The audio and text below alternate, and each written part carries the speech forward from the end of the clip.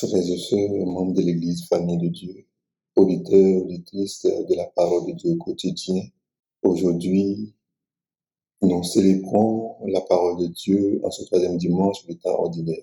Et c'est une invitation pour nous, frères et sœurs, à avoir un amour profond, à l'écoute attentive de la méditation de la parole de Dieu, afin d'être connectés à Dieu et de bénéficier de ses bienfaits. Aussi, cette parole nous réconforte et nous éclaire de peur que nous nous égarions, comme ce que le prophète Isaïe relève en son chapitre 4, verset 6. « Mon peuple périt de faute de connaissance. »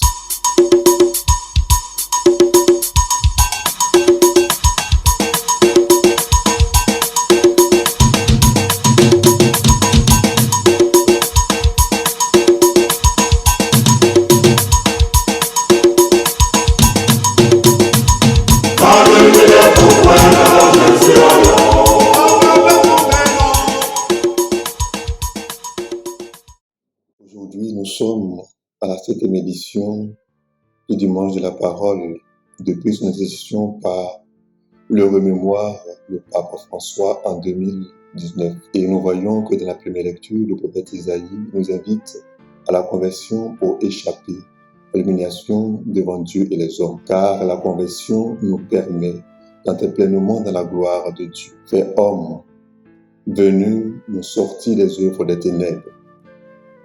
C'est pourquoi tous ceux qui prêteront une oreille attentive à la parole de Dieu pourront voir cette grande lumière resplendir et se lever dans leur vie. Ils ne peuvent que demeurer dans la joie, dans l'allégresse et aussi être dans une réjouissance inouïe, comparable à la sensation que nous ressentons après un travail de dur labeur qui porte un bon fruit. En effet, Isaïe essaie de nous dire que si nous arrivons à faire des efforts de conversion, la récompense sera grande. De même, une bonne méditation de la parole de Dieu ne peut que nous rassembler, mais loin de s'aimer en nous les gemmes de la division, de guerre et de conflits inutiles d'appartenance. Nous n'avons qu'un seul Père, une seule Mère, qui est l'Église. C'est à juste titre que Saint Paul fait cette remarque à la communauté de Corinthe, au sein de laquelle d'autres se réclament de Paul et certains d'Apollos, tandis que tous deux ne parlent que de Dieu selon leur éloquence. Frères et sœurs, au sortir de cette semaine de prière pour l'unité des chrétiens, Saint Paul nous exhorte à une lutte indéfectible pour l'unité, la cohésion, la fraternité, tout en faisant fi de nos différences. Car si nous évitons, frères et sœurs, souvent de semer la discorde entre nos pasteurs ou guides religieux, cela nous sera d'un grand avantage pour nous et pour une mission fructueuse et fleurie. C'est dans ce même ordre d'idées, d'unité, de conformité, dans la diversité, que Jésus choisit certains de ses disciples dans l'évangile de Saint Matthieu. Il le fait après la proclamation de la parole de Dieu en ces termes. Convertissez-vous, car le royaume des cieux est proche. C'est une invitation à l'urgence de la conversion pour avoir part à l'héritage promis.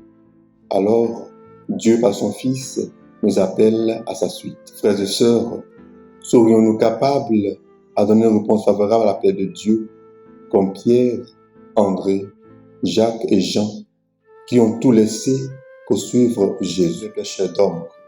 Sommes-nous prêts à tout abandonner, à savoir l'avarisme, qui est l'amour démesuré du bien matériel, la colère, l'égoïsme, la jalousie, la méchanceté, la médisance et bien d'autres comportements qui frisent la frustration et la division, pour se revêtir d'amour, de pardon, de justice et de paix. Nous permettrons de pouvoir faire l'œuvre de Dieu et de voir la parole prononcée par Jésus s'accomplit dans nos différentes vies quand il dit « Venez à ma suite et je ferai de vous des pêcheurs d'hommes ».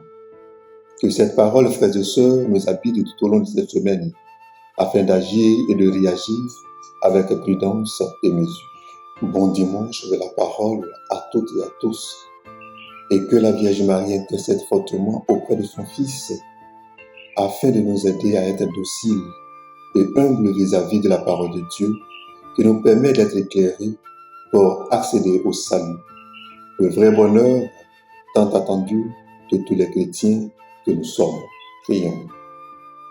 Ô Seigneur Jésus, ouvre les yeux de nos cœurs afin que nous puissions entendre ta parole et la comprendre dans le but de faire ta volonté. Car nous sommes des étrangers sur la terre, ne nous cache pas tes commandements, mais ouvre nos yeux afin que nous puissions percevoir les merveilles de ta loi. Dieu, en toi nous mettons notre espoir pour que tu éclaires notre esprit et notre compréhension avec la lumière de ta connaissance, non seulement pour chérir ces choses qui sont écrites, mais pour les accomplir. Que par la lecture de la vie et des paroles des saints, nous puissions ne pas pécher, mais que cela serve pour notre restauration, nous illumine et nous sanctifie pour le salut de notre âme et l'héritage de la vie éternelle, car tu es l'illumination de ceux qui se trouvent dans les ténèbres, et de toi viennent toute bonne action et tout don. Amen.